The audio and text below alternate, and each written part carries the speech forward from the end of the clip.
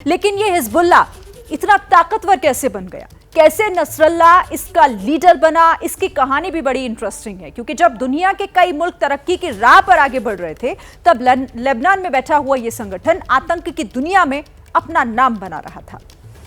المقاومة الإسلامية أن لا تقصف القرى والمدن والبلدات وأن لا يقتل شعبنا في الطوفان.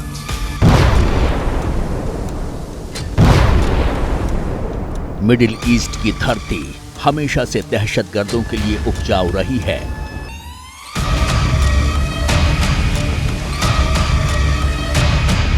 समय समय पर यहां एक से बढ़कर एक दहशतगर्द हुए। इन्हीं में से एक था हसन नसरल्लाह, जिसका बाप किराने की दुकान चलाता था, जो लोगों को रोजमर्रा का सामान बेचता था। लेकिन बेटा मौत का व्यापारी निकला। नसरल्लाह का जन्म 64 साल पहले 31 अगस्त 1960 को बैरूत के उत्तरी बुर्ज हम्मूद में एक गरीब शिया परिवार में हुआ।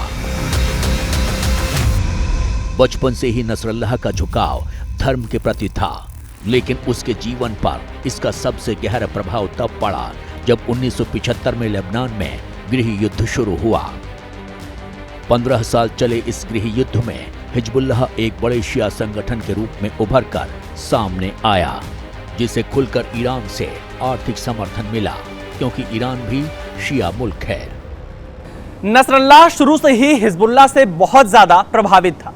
उसने लेबनान में गृह युद्ध के दौरान हिजबुल्लाह को बहुत करीब से देखा और समझा।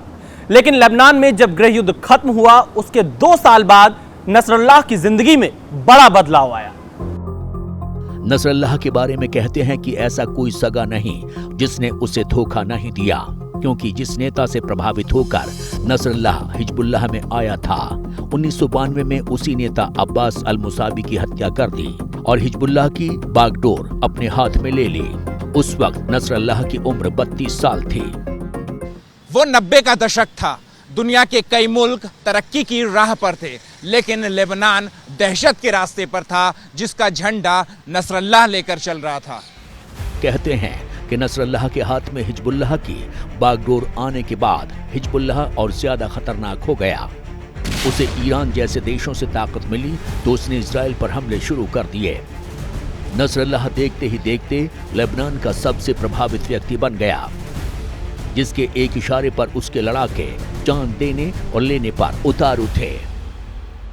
नसरल्लाह काली पगड़ी पहनता था, आंखों में चश्मा लगाता था और उसका प्रभाव इतना ज्यादा था कि कम उम्र के बच्चे भी बड़ी संख्या में हिजबुल्लाह में शामिल होते थे, और वो भी ये जानते हुए कि अगले कदम पर ही मौत खड़ी है। 2006 में 34 दिन तक चली जंग में हिजबुल्लाह को इजराइल का सबसे बड़ा दुश्मन बना दिया। ये लड़ाई 12 जुलाई 2006 को तब शुरू हुई जब हिजबुल्लाह ने इजराइल पर रॉकेट हमला कर दिया। इसके बाद हिजबुल्लाह के लड़ाकों ने इजरायली सीमा में घुसकर 3 सैनिकों को मार डाला और 2 को बंधक बना लिया।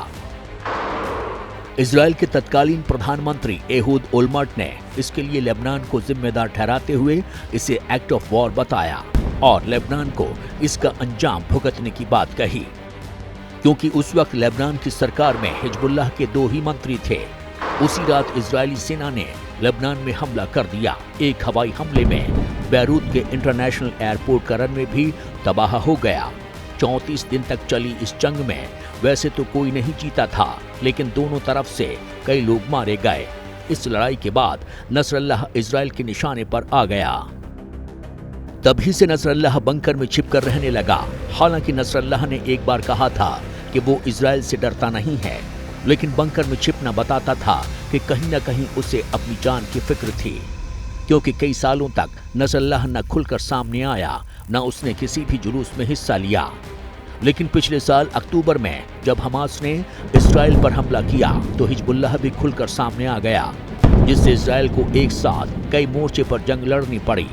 क्योंकि एक तरफ हमास था तो दूसरी तरफ हिजबुल्लाह, लेकिन इजराइल ने 1 साल के भीतर दोनों का खेल खत्म कर दिया। हिजबुल्लाह के निशाने पर सिर्फ इजराइल ही नहीं रहा, उसने इजराइल के भीतर कई बार अमेरिका को भी निशाना बनाया। हिजबुल्लाह के आतंकी हमले कब कब हुए, जल्दी से आपको इसकी जानकारी देते हैं। देखिए, अप्रैल 1983 की बात है। बेरूत में अमेरिकी दूतावास को हमला किया गया था, उस पर बम विस्फोट हुआ था। अक्टूबर 1983 को बेरूत में अमेरिकी मरीन पर हमला किया था हिजबुल्लाह ने। फिर सितंबर 1984 की बात, जब बेरूत में अमेरिकी दूतावास को निशाना बनाया, उस पर अटैक किया था हिजबुल्लाह ने। इसके बाद 1985 TWA फ्लाइट 847 का अपहरण हिजबुल्लाह ने किया था। फिर 1996 में सऊदी अरब में खोबर टावर पर हमला किया था, उस पर अटैक किया गया था। तो ये एक के बाद एक जो हमले किए गए, किस तरीके से सिर्फ इजराइल नहीं, उसने अमेरिका को भी निशाना बनाया, ये वो बताते हैं। अब देखिए यहाँ पर घोषित करने वाले, आतंकी संगठन घोषित करने वाले देश कौन से हैं जिन्होंने हिजबुल्लाह को आतंकी संगठन घोषित किया? उसमें अमेरिका है, कनाडा है, नीदरलैंड है, इधर इजराइल है और ब्रिटेन। ये वो देश हैं जिन्होंने इस संगठन को पूरी तरीके से आतंकी संगठन घोषित किया हुआ है। यानी कि इनकी जो गतिविधियां हैं संगठन की, वो सीधे सीधे आतंकी गतिविधियां हैं। जैसे ही घड़ी का काटा दोपहर 2:30 पे आए, बबीता जी का दिल सास बहू साजिश के लिए मचल जाए। और ये है इनकी बहू, पूरे दिन ऑफिस की टेंशन हो जाए गॉन जब ये करें अपना फेवरेट शो फ्री टाइम पे ऑन। इनकी तरह आप भी देखें अपना फेवरेट शो अपने टाइम पर और डाउनलोड कीजिए ABP लाइव ऐप अपने स्मार्ट टीवी पर।